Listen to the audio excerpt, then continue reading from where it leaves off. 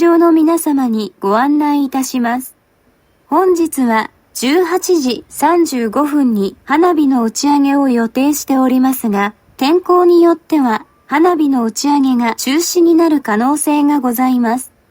また、打ち上げにより花火かすなどが降ってくる場合がございますので、ご注意ください。繰り返し、ご来場の皆様にご案内いたします。本日は18時35分に花火の打ち上げを予定しておりますが、天候によっては花火の打ち上げが中止になる可能性がございます。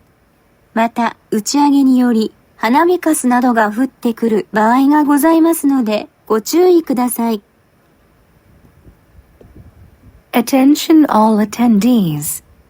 Today's fireworks display is scheduled to begin at 6:35 p.m.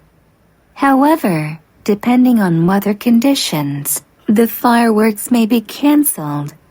Please also be aware that debris from the fireworks may fall during the display.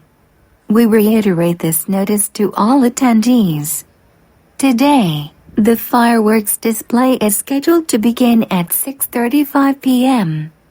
However, depending on weather conditions, the fireworks may be cancelled.